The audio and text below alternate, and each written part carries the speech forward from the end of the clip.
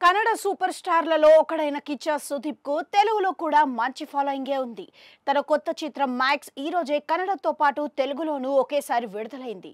Mass ప్రోమోలతో ఆకట్టుకున్న ఈ చిత్రం సినిమాగా ఎంత మేర మెప్పించిందో ఇప్పుడు విందాం.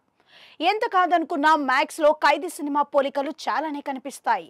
ఇది దాని తరహాలోనే ఒక్క రాత్రిలో ముగిసిపోయే కథ. అక్కడ ఇక్కడ పోలీసులకు నేరస్తులకు మధ్య జరిగే టామ్ అండ్ జెర్రీ తరహా పోరు నేపథ్యంలో కథ నడుస్తోంది.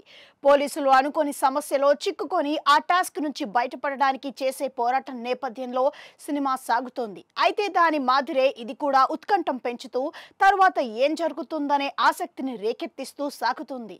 కిచ్చా సుదీప్ పెద్ద మాస్ హీరో అయినప్పటికీ సగటు మాస్ సినిమాల్లో మాదిరి ఇంట్రోలు, బిల్డప్లు, రొటీన్ ఎలివేషన్లు, పాటలు, ఫైట్లు అంటూ ఫార్ములా స్థాయిలో సినిమాను నడిపించలేదు.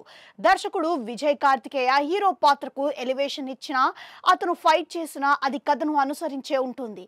కథను దాటి ఇందులో ఏమీ జరగలేదు. కాబట్టే మాస్ ప్రేక్షకులే కాక క్లాస్ ఆడియన్స్ కూడా ఈ పాత్రతో కనెక్ట్ అవుతారు. కథనం మరి పరుగులు పెట్టకపోయినా ఆసక్తికరమైన సీన్లతో తర్వాత ఏం జరుగుతుందనే ఉత్కంఠను రేకెత్తిస్తూ మ్యాక్స్ ప్రథమార్థం సాగుతోంది. ప్రథమార్థం అంతా డిఫెన్స్ మోడ్లో ఉండే హీరో పాత్ర రెండవ అర్థంలో అటాక్ మోడ్లోకి రావడంతో అందుకు తగ్గట్లే కథనం కూడా ఊపందుకుంటోంది. కొన్ని యాక్షన్ ఘట్టాలు కూడా తోడై మ్యాక్స్ మాస్ను అలరిస్తూ ముందుకు సాగుతోంది. అయితే బలమైన విలన్ పాత్రలు లేకపోవడం మ్యాక్స్కు మైనస్ అయింది. సునీల్, వరలక్ష్మిల పాత్రలు అనుకున్నంత బలంగా లేకపోవడం వల్ల హీరోకు ఎదురే లేదన్నట్లుగా సాగిపోతుంది. మాస్ యాక్షన్ వినోదాన్ని అందిస్తూనే డిఫరెంట్ స్టైల్లో నడిపించే మ్యాక్స్ ఖైదీ తరహా సినిమాలను ఇష్టపడే వారికి నచ్చుతోంది. కానీ ఖైదీ తరహాలోని ఉండడం కొంత minus. Kichcha Sudeep screen presence అదిరిపోయింది. మ్యాక్స్ లో టఫ్ పోలీస్ ఆఫీసర్ పాత్రకు అతను పర్ఫెక్ట్ గా సూట్ అయ్యాడు. మాస్ ప్రేక్షకులు మెచ్చేలా హీరోయిజాన్ని పండించడంలో సుదీప్ తన ప్రత్యేకతను చాటుకున్నాడు. ద్వితీయార్థంలో తన పాత్ర బాగా ఎలివేట్ అయింది. కరప్ట్ పోలీస్ ఆఫీసర్ పాత్రలో వరలక్ష్మి శరత్ కుమార్ తన ఉనికిని చాటుకుంది. ఆమెకు సూట్ అయ్యే పాత్రనే ఇచ్చాడు దర్శకుడు. సునీల్ విలన్లలో ఒకటిగా బాగానే చేశాడు. ఇక అజనీష్ లోక్నాథ్ మరోసారి తన నేపథ్య సంగీతంతో మెప్పించాడు.